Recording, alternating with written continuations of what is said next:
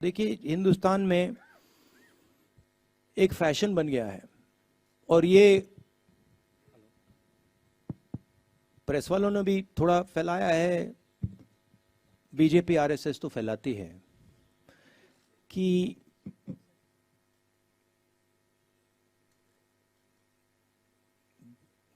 देश के लोग एक दूसरे से नफरत करते हैं। मगर जो मुझे दिखा, और मैं अब तकरीबन 2500 कितने चले हैं जयराम जी, 2800 किलोमीटर चला हूं, तो थोड़ा तो मैंने देखा होगा। मुझे दिखा है कि इस देश में करोड़ों लोगों के दिल में एक दूसरे के लिए प्यार है, मोहब्बत करते हैं एक दूसरे से, भाईचारा है, और एक दूसरे के लिए लड़ जाएंगे, मर जाएंगे। और मुझे बहुत खुशी हुई, क्योंकि मैंने भी सोचा था कि भाई देश को खो क्या गया है, ऐसे देश में इतनी नफरत कैसे हो सकती है। और सच बताऊं तो मुझे बहुत अच्छी चीज देखने को मिली कि नफरत ऊपर से फैलाई जा रही है, उसमें आप लोग भी काम कर रहे हो, करना पड़ रहा है, मगर नीचे से आप देखें, प्यार है, भाईचारा है, इज्जत है, रिस्पेक्ट है। और यही इस देश की संस्कृति है, यही इस देश की हिस्ट्री है, इसको बदला नहीं जा सकता है। राहुल जी, आपने 2500 किलोमीटर की यात्रा की और लगातार चल रहे हैं।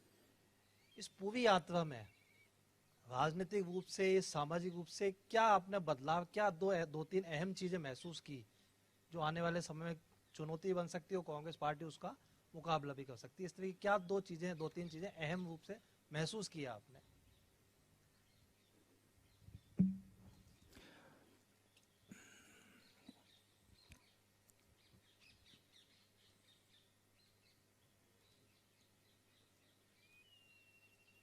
इस देश में आर्थिक अन्याय हो रहा है,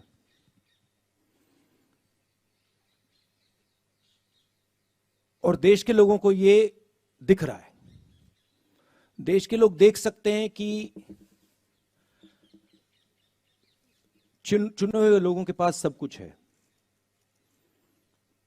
सपने हैं, अरबों रुपए हैं, सब कुछ है, और करोड़ों लोगों के पास कुछ नहीं है, सबको दिख रहा है।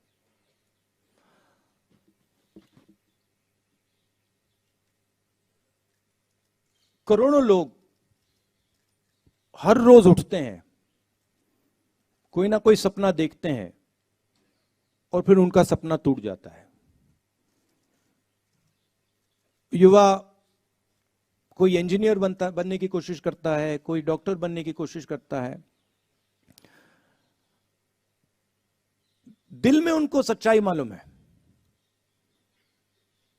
कि कुछ मिलेगा नहीं, जानते हैं। जैसे बहुत सारे युवा मुझसे कहते हैं, मैं पूछता हूं क्या कर रहे हो, आईएएस में जाना चाहते हैं। फिर मैं सवाल पूछता हूं, बेटा हिंदुस्तान में कितने लोग हैं? 140 करोड़। बेटा हिंदुस्तान में साल में आईएएस कितने लोगों को मिलती है? 150। क्या तुम्हें सचमुच में लगता है कि तुम आईएएस में जा सकते हो? चुप हो जाते हैं। तो इस देश में जो अन्याय हो रहा है, जिसकी ये रक्षा आप भी कर रहे हो, जिसको आप भी छुपा रहे हो, आप नहीं छुपाना चाहते हो मगर छुपा रहे हो, वो देश की जनता को दिख रहा है। और यही कांग्रेस पार्टी का काम है कि जो देश को जो विजन होना चाहिए,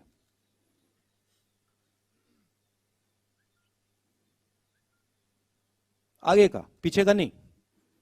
बीजेपी कहती है देखो देखो देखो 2000 साल पहले क्या हुआ, वो विजन नहीं होता है। जैसे मैंने किसी से कहा, गाड़ी को आप रियर व्यू मिरर में देखकर नहीं चला सकते, एक्सीडेंट होगा। वही हिंदुस्तान को हो रहा है। कांग्रेस पार्टी आगे देखती है, भूलते नहीं, हिस्ट्री को भूलते नहीं है, मगर हम आगे देखते हैं। हम देश को विजन देने की कोशिश करते हैं, हम देश की आवाज सुनते हैं। तो हमारे लिए बहुत बड़ी अपॉर्चुनिटी है, और यह काम सिर्फ कांग्रेस पार्टी कर सकती है और कोई बीजेपी नहीं कर सकती। तो हमारे लिए बहुत बड़ी अपॉर्चुनिटी है। दुख होता है, यह देखकर दुख होता है कि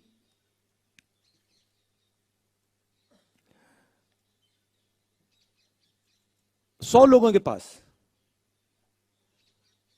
इतना धन है जितना 50 करोड़ हिंदुस्तानियों के पास है। एक तरफ 100 लोग, दूसरी तरफ हिंदुस्तान की आधी आबादी। उतना ही धन इनके पास, उतना ही धन इनके पास। पूरा हिंदुस्तान जानता है क्या हो रहा है। मैं हैरान हो जाता हूं कि लोग चुप रहते हैं।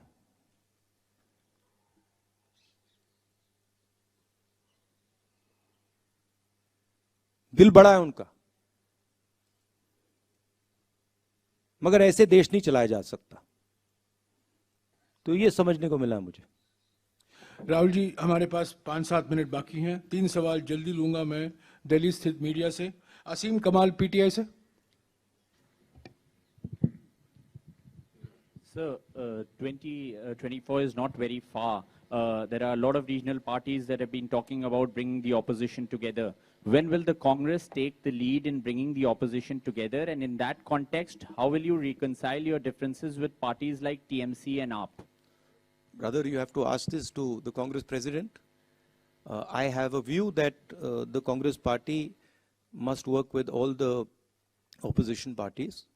There's a lot of space to do that.